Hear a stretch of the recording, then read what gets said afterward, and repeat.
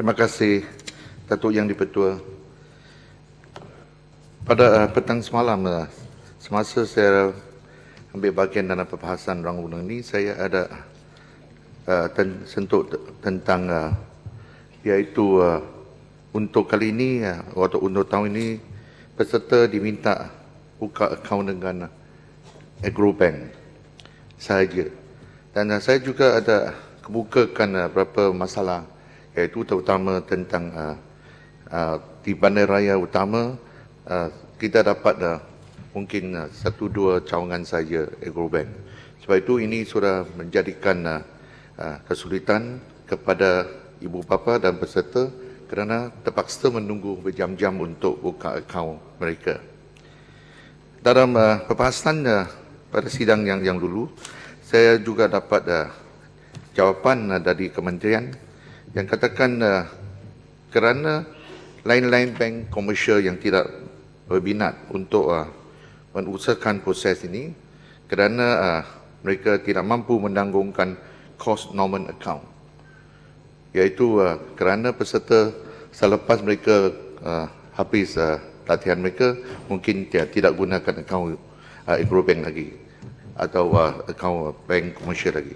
Saya memang setuju dengan jika normal account ini jadi satu alasannya yang utama atau sebab utama, tetapi pada masa kini pemuda dan pemudi kita jika umur 18, ramai di antara mereka memang sudah ada akaun simpanan mereka, dan jika mereka dibenarkan gunakan akaun mereka sendiri, maka masalah normal account ini tidak akan wujud atau tidak akan menjadi teruk.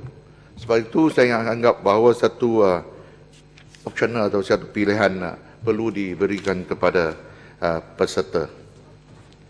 Dan saya harap pihak kementerian ambil perhatian tentang perkara ini dan dapat membenarkan peserta-peserta intake yang akan datang supaya mereka dapat buat pilihan sendiri, adakah buka akaun dengan Agrobank atau menggunakan akaun mereka sendiri. Datuk Yang di-Pertua, saya ingin tanya tentang syarat-syarat pengejualan penyertaan PLKN. Adakah selain dari melanjutkan pelajar meneruskan pendidikan atau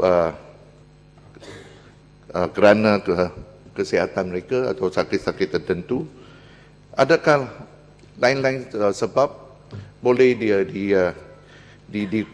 dikecualikan untuk penyertaan? Adakah satu jawatan kuasa telah ditubuh di dalam kementerian untuk mengkaji atau meluluskan permohonan-permohonan untuk dikecualikan penyertaan PLKN? Datuk Yang di-Pertua, saya ingin sekali lagi menegaskan keselamatan dan kesihatan peserta tidak boleh dikompromi. Ya, sila. Terima kasih Tuan Yang di-Pertua, terima kasih Kota Melaka.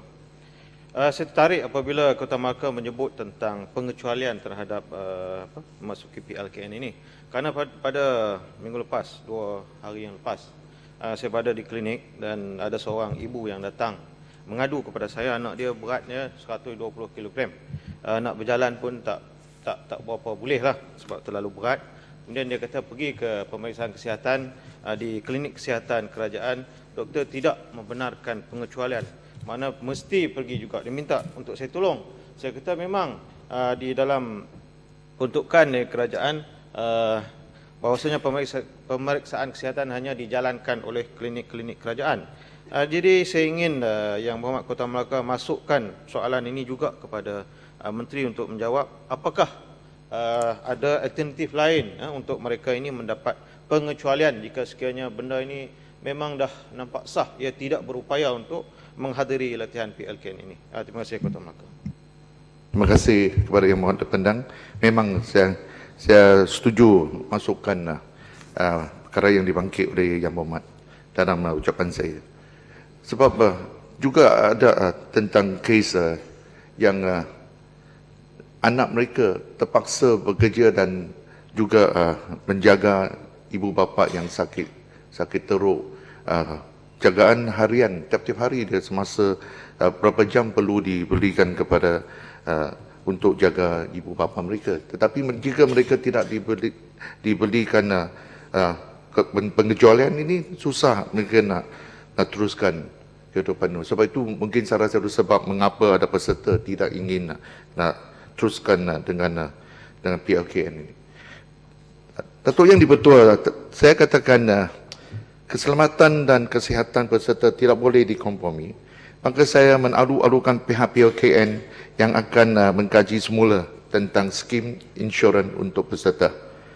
Dewan sedia maklum bahawa jangkitan berapa jenis virus hanya boleh dikesan mungkin berapa hari atau berapa minggu selepas itu. Kita tidak boleh menafikan bahawa dalam kem latihan yang terbuka, peluang untuk dijangkit virus ini lebih besar jika dibanding dengan mungkin dalam tambahan kediaman atau di kawasan bandar. Seperti contoh peserta program di kem Asahan Melaka, Ricky Lim, yang meninggal dunia 9 hari selepas beliau pulang dari kem pada tahun yang lepas.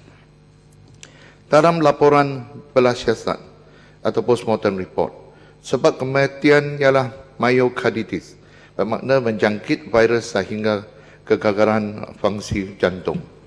Saya ingin memaklumkan Dewan Yang Mulia ini dan juga kepada kementerian, selepas peserta Ricky Lim balik dari kem latihan, beliau hanya tinggal di rumah bangsa Tanjung Deli, Melaka dan tidak ke mana-mana. Beliau juga tidak sakit atau dilawat oleh doktor pada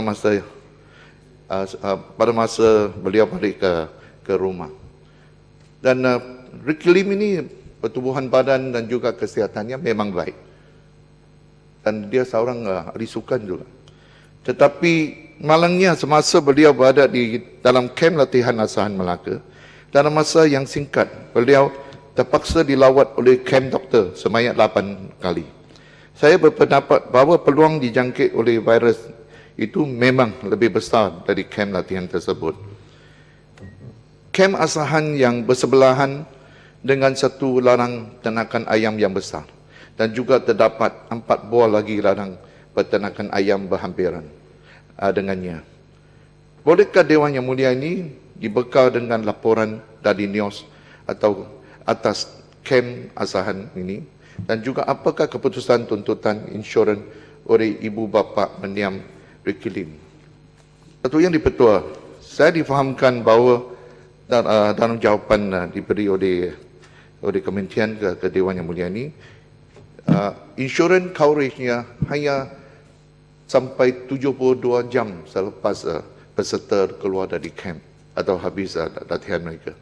Saya juga baca dalam paper bahawa kementerian ingin kaji tentang coverage, iaitu berapa jam selepas atau berapa hari selepas peserta habiskan latihan mereka. Dan saya juga diberitahu semasa tahun 2004, semasa PLKN ini baru dikenakan, ada laporan katakan insurans coverage ini sampai 1 bulan selepas peserta keluar dari camp. Sebab itu saya ingin dapat penjelasan dari kementerian tentang syarat-syarat yang akan dikaji semula dan juga dia punya tempoh masa untuk insurans coverage ini. Akhirnya, Datuk Yang di-Pertua, pada masa kini amat tidak wajar jika kita menwujudkan lebih camp dan bertambah lebih peserta. Saya berpendapat usaha-usaha dan tindakan-tindakan untuk memastikan PLKN pada masa kini boleh mencapai zero death atau kematian sifat lebih penting untuk meyakinkan rakyat Malaysia. Terima kasih, Datuk.